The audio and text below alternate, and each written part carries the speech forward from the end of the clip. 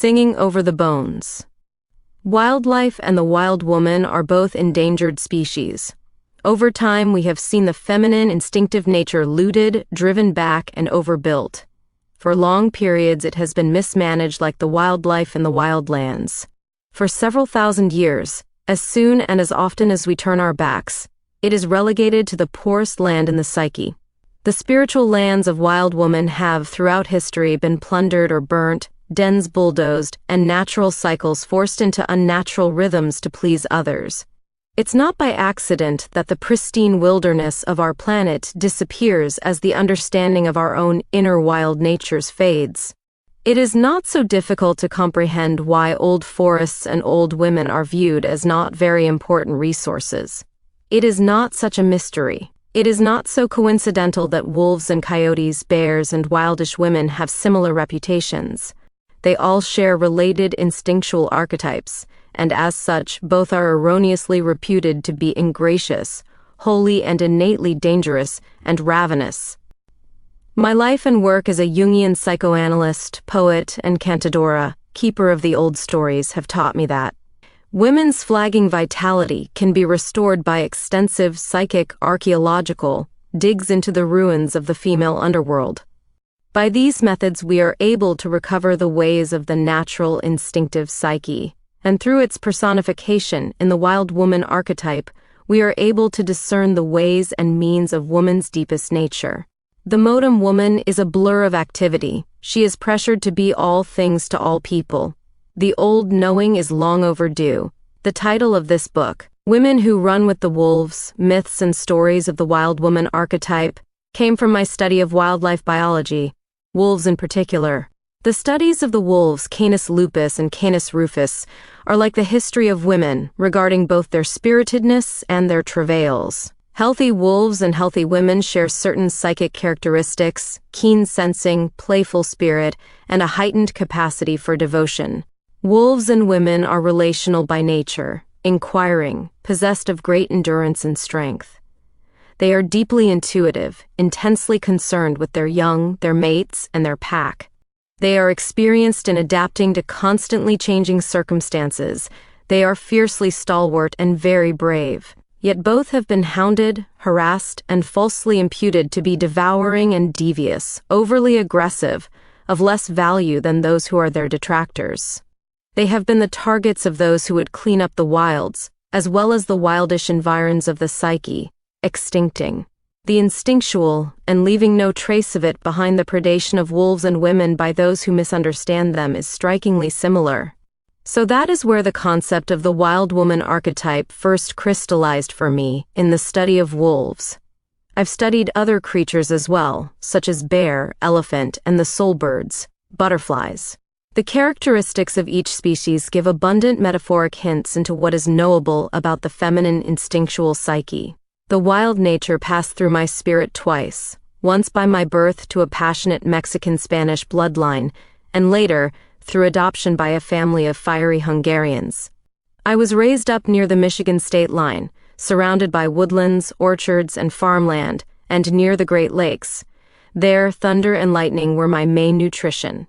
Cornfields creaked and spoke aloud at night. Far up in the north, wolves came to the 10, clearings in moonlight, prancing and praying. We could all drink from the same streams without fear. Although I did not call her by that name then, my love for wild woman began when I was a little child. I was an aesthete rather than an athlete, and my only wish was to be an ecstatic wanderer. Rather than chairs and tables, I preferred the ground, trees, and caves, for in those places I felt I could lean against the cheek of God. The river always called to be visited after dark. The fields needed to be walked in so they could make their rustle talk.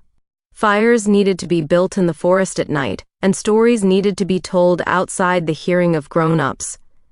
I was lucky to be brought up in nature. There, lightning strikes taught me about sudden death and the evanescence of life.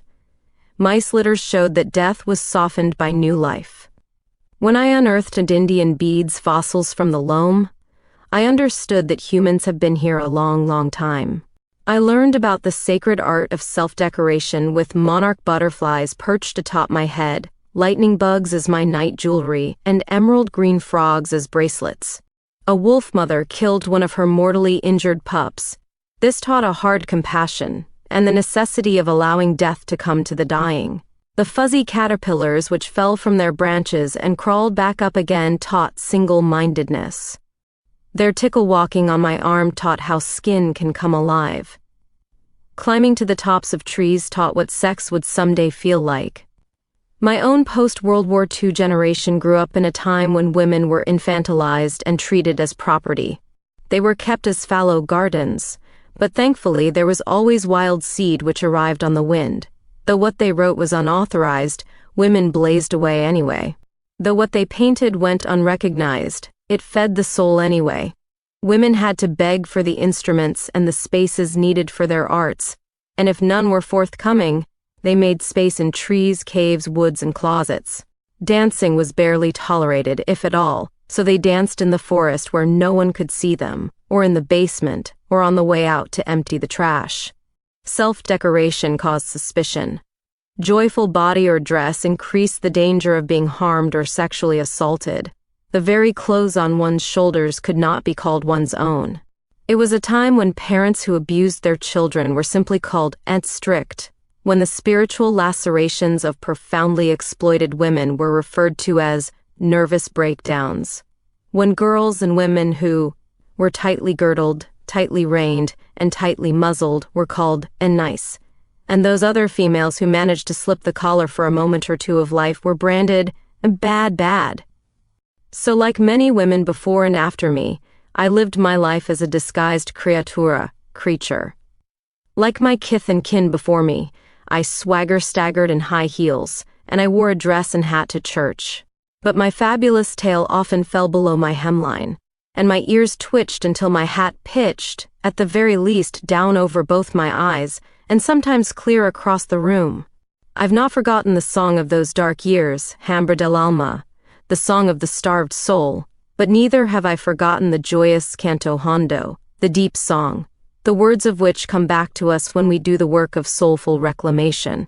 Like a trail through a forest which becomes more and more faint and finally seems to diminish to a nothing, traditional psychological theory too soon runs out for the creative.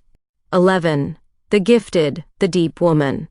Traditional psychology is often spare or entirely silent about deeper issues important to women, the archetypal, the intuitive, the sexual, and cyclical, the ages of women, a woman's way, a woman's knowing, her creative fire. This is what has driven my work on the wild woman archetype for over 2 decades. A woman's issues of soul cannot be treated by carving her into a more acceptable form as defined by an unconscious culture. Nor can she be bent into a more intellectually acceptable shape by those who claim to be the soul bearers of consciousness. No, that is what has already caused millions of women who began as strong and natural powers to become outsiders in their own cultures. Instead, the goal must be the retrieval and succor of women's beauteous and natural psychic forms. Fairy tales, myths, and stories provide understandings which sharpen our sight so that we can pick out and pick up the path left by the wildish nature. The instruction found in story reassures us that the path has not run out, but still leads women deeper and more deeply still into their own knowing. The tracks we all are following are those of the wild and innate instinctual self. I call her wild woman, for those very words, wild and woman, create la mar o tocar a la puerta, the fairy tale knock at the door of the deep female psyche. La mar o tocar a la puerta means literally to play upon the instrument of the name in order to open a door. It means using words that summon up the opening of a passageway. No matter by which culture a woman is influenced, she understands the words wild and woman intuitively. When women hear those words, an old memory is stirred and brought back to life.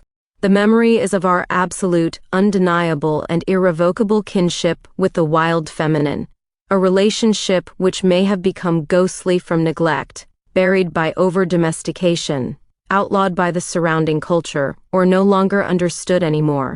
We may have forgotten her names, we may not answer when she calls ours, but in our bones we know her, we yearn toward her, we know she belongs to us, and we to her. It is into this fundamental, elemental, and essential relationship that we were born, and that in our essence we are also derived from.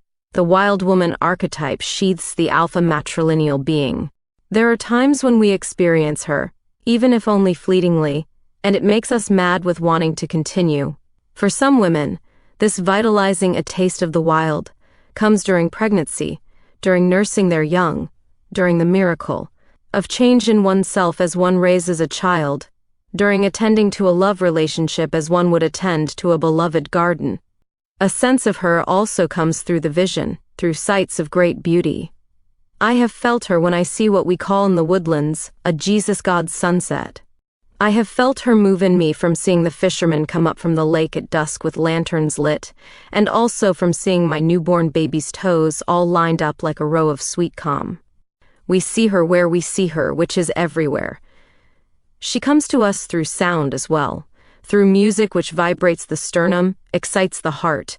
It comes through file drum, the whistle, the call, and the cry. It comes through the written and the spoken word. Sometimes a word, a sentence or a poem or a story, is so resonant, so right, it causes us to remember, at least for an instant, what substance we are really made from, and where is our true home. These transient tastes of the wild come during the mystique of inspiration. Ah, there it is, oh, now it has gone. The longing for her comes when one happens across someone who has secured this wildish relationship. The longing comes when one realizes one has given scant time to the mystic cook fire, or to the dream time, too little time to one's own. 12. Creative life, one's life work, or one's true loves. Yet it is these fleeting tastes which come both through beauty as well as loss, that cause us to become so bereft, so agitated, so longing that we eventually must pursue the wildish nature. Then we leap into the forest, or into the desert, or into the snow and run hard, our eyes scanning the ground, our hearing sharply tuned, searching under, searching over, searching for a clue, a remnant, a sign that she still lives, that we have not lost our chance. And when we pick up her trail, it is typical of women to ride hard to catch up, to clear off the desk, clear off the relationship, clear out one. His mind, turn to a new page, insist on a break the rules, stop the world, for we are not going on without her any longer. Once women have lost her, and then found her again, they will contend to keep her for good. Once they have regained her, they will fight and fight hard to keep her. For with her their creative lives blossom, their relationships gain meaning and depth and health, their cycles of sexuality, creativity, work, and play are re-established. They are no longer marks for the predations of others. They are entitled equally under the laws of nature to grow and to thrive. Now their end-of-the-day fatigue comes from satisfying work and endeavors, not from being shut up in too small a mindset, job, or relationship. They know instinctively when things must die and when things must live. They know how to walk away. They know how to stay. When women reassert their relationship with the wildish nature, they are gifted with a permanent and internal watcher, a knower, a visionary, an oracle, an inspiratress, an intuitive, a maker, a creator, an inventor, and a listener who guide, suggest, and urge vibrant life in the inner and outer worlds. When women are close to this nature, the fact of that relationship glows through them. This wild teacher, wild mother, wild mentor supports their inner and outer lives, no matter what. So, the word wild here is not used in its modem pejorative sense, meaning out of control, but in its original sense, which means to live a natural life, one in which the creatura, creature, has innate integrity and healthy boundaries. These words, wild and woman, cause women to remember who they are and what they are about. They create a metaphor to describe the force which funds all females. They personify a force that women cannot live without. The wild woman archetype can be expressed in other terms which are equally apt. You can call this powerful psychological nature the instinctive nature, but wild woman is the fence which lies behind that. You can call it the natural psyche, but the archetype of the wild woman stands behind that as well. You can call it the innate, the basic nature of women. You can call it the indigenous, the intrinsic nature of women. In poetry, it might be called the other, or the seven oceans of the universe, or Untfar woods, or friend. In various psychologies and from various perspectives, it would perhaps be called the ID, the self, the medial nature. In biology, it would be called the typical or fundamental nature. But because it is tacit, prescient, and visceral, among Cantadorus it is called the wise or knowing nature. It is sometimes called the woman who lives at the end of time, or the woman who lives at the edge of the world. And this creatura is always a creator hag, or a death goddess, or a maiden in descent, or any number of other personifications. She is both friend and mother to all those who have lost their way, all those who need a learning, all those who have a riddle to solve, all those out in the forest or the desert wandering and searching. 13. In actuality, in the psychoid unconscious, an ineffable layer of psyche from which this phenomenon emanates, wild woman has no name, for she is so vast. But, since this force engenders every important facet of womanliness, here on earth she is named many names, not only in order to peer into the myriad aspects of her nature, but also to hold on to her. Because in the beginning of retrieving our relationship with her, she can turn to smoke in an instant. By naming her, we create for her a territory of thought and feeling within us. Then she will come, and if valued, she will stay. So, in Spanish I call her Rio Abajo Rio, the river beneath the river, La Mujer Grande, the great woman, Luz del Abismo, the light from the abyss, La Loba, the wolf woman, or La Huesera, the bone woman. She is called in Hungarian and Erdben, she of the woods, and Rosumtkak, the wolverine. In Navajo, she is Naashje Astza, the spider woman, who weaves the fate of humans and animals and plants and rocks. In Guatemala, among many other names, she is Humana del Niebla, the mist being, the woman who has lived forever. In Japanese, she is Amaterasu Omikami, the Numina, who brings all light, all consciousness. In Tibet, she is called Dakini, the dancing force which produces clear seeing within women. And it goes on. She goes on. The comprehension of this wild woman nature is not a religion but a practice. It is a psychology in its truest sense. Psyche, psych, soul, ology, or logos, a knowing of the soul. Without her, women are without ears to hear her soul talk, or to register the chiming of their own inner rhythms. Without her, women's inner eyes are closed by some shadowy hand, and large parts of their days are spent in a semi-paralyzing ennui or else wishful thinking. Without terror, women lose the sureness of their soul footing. Without her, they forget why they're here. They hold on when they would best hold out. Without her, they take too much or too little or nothing at all. Without her, they are silent when they are in fact on fire. She is their regulator. She is their soulful heart, the same as the human heart that regulates the physical body. When we lose touch with the instinctive psyche, we live in a semi-destroyed state, and images and powers that are natural to the feminine are not allowed full development.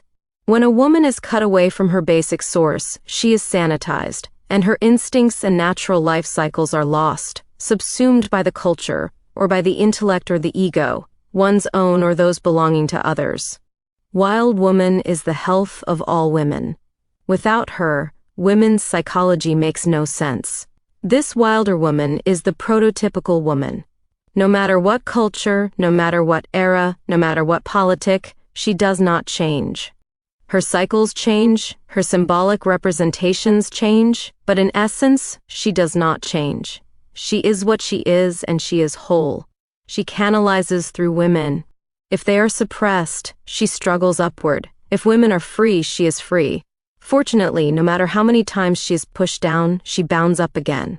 No matter how many times she is forbidden, quelled, cut back, diluted, tortured, touted as unsafe, dangerous, mad, and other derogations, she emanates upward in women, so that even the most quiet, even the most restrained woman keeps a secret place for her. Even the most repressed woman has a secret life, with secret thoughts and secret feelings which are lush and wild, that is, natural.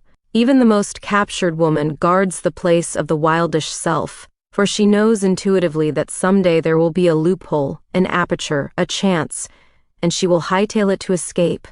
I believe that all women and men are born gifted. However, and truly, there has been. 14. Little to describe the psychological lives and ways of gifted women, talented women, creative women.